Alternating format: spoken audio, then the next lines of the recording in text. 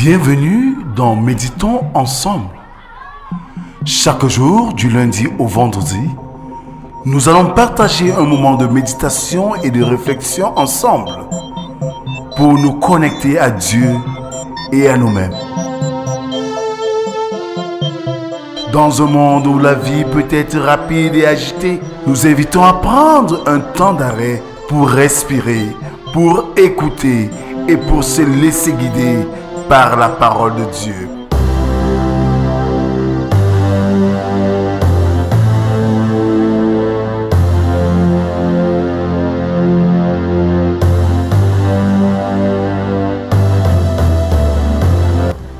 Rejoignez-nous chaque jour pour une méditation guidée, basée sur les Écritures et destinée à vous aider à trouver la paix, la joie et la sérénité dans votre vie quotidienne. Alors, prenez une profonde inspiration, fermez les yeux et célébrons notre Dieu.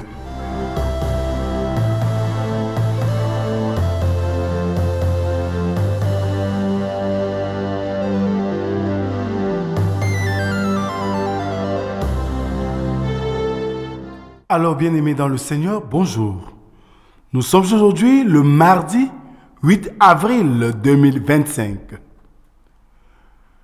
Aristote dit ceci: le bien ne suffit pas à assurer le bonheur, mais le mal suffit à assurer le malheur. Écoutons ce cantique que j'ai choisi pour nous ce matin.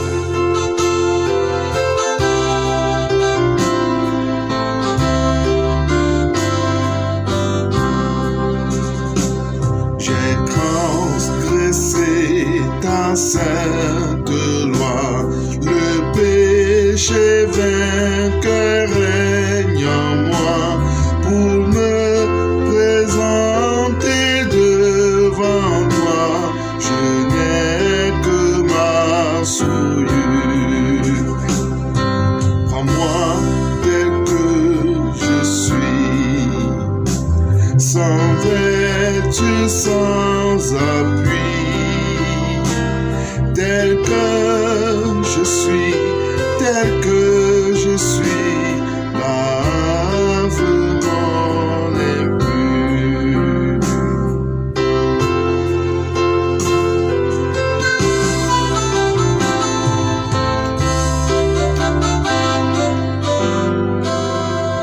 Alors, bien-aimés, adorons notre Dieu avec le psaume du jour, le numéro 93, qui stipule ceci.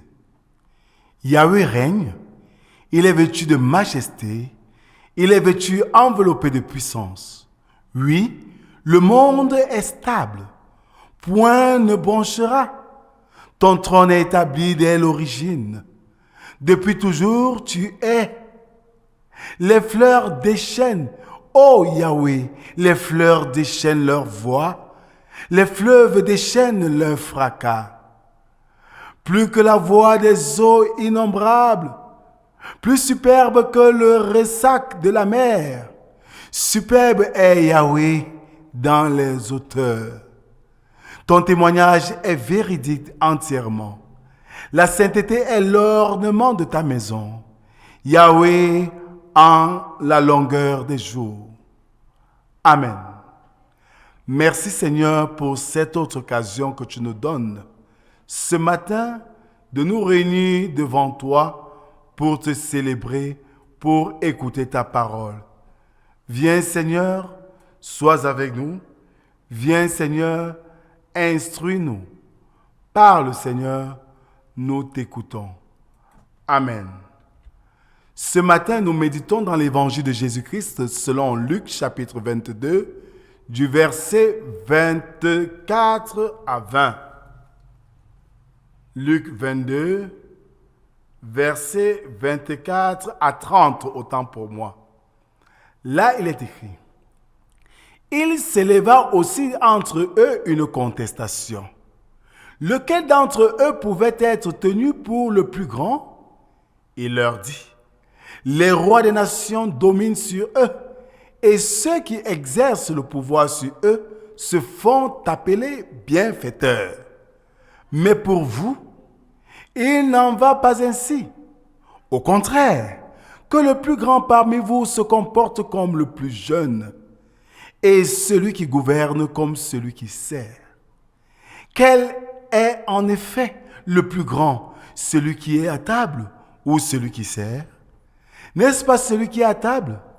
Et moi, je suis au milieu de vous comme celui qui sert. Vous êtes, vous, ceux qui êtes demeurés constamment avec moi dans mes épreuves. Et moi, je dispose pour vous du royaume, comme mon Père en a disposé pour moi. Vous mangerez et boirez à ma table en mon royaume, et vous siégerez sur des trônes pour juger les 12 tribus d'Israël. Amen. Bien-aimés dans le Seigneur, nous écoutons là une partie de l'entretien de Jésus avec ses disciples. Il leur donne quelques recommandations pour une vie heureuse, pour une vie équitable. Et cette information, ce conseil, est un conseil clé pour toute personne qui voudrait être à la suite de Jésus. Aujourd'hui, où l'humanité entière donne un point d'honneur au culte de la personnalité, le Seigneur Jésus ce matin nous dit que le plus grand est celui qui est au service des autres. Tu es roi pour servir le peuple et non pour juger et commander le peuple. Bien-aimés, à ce regard, nous constatons que la société d'aujourd'hui a mal interprété la notion de responsabilité. Quand on parle de ministre, c'est un serviteur. C'est le serviteur du peuple. Mais aujourd'hui, le ministre est celui qui fait valoir son pouvoir pour écraser les peuples les plus faibles. Oui, bien-aimés, le pouvoir aujourd'hui est devenu la force de la société. Pourtant, Jésus voudrait que nous comprenions que le service devrait être la force de la société.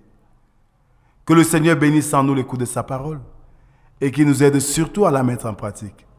Amen. Merci Seigneur pour cette autre occasion que tu nous donnes de méditer ta parole. Nous te rendons infiniment grâce de ce conseil fondamental qui est le service du prochain, le bien-être du prochain. En nous constituant en serviteurs du prochain, nous nous démarquons par notre grandeur. Père éternel, donne-nous d'implémenter cela dans la société et partout où nous sommes. Soutiens ton Église actuellement qui élève les voix vers toi, Seigneur, pendant ce moment de carême.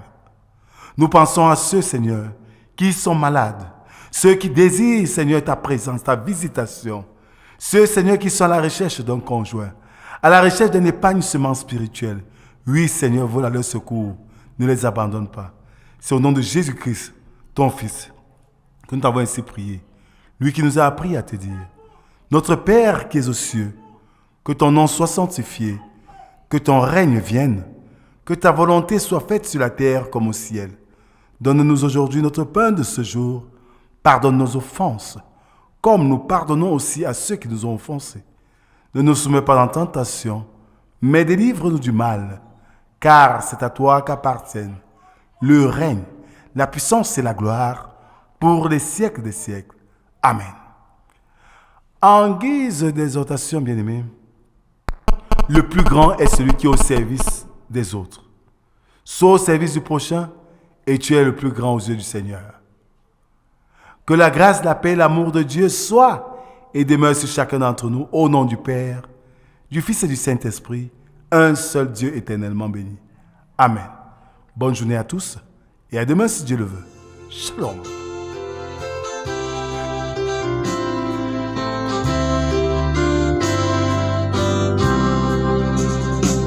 J'ai transgressé ta sainte loi, le péché vainqueur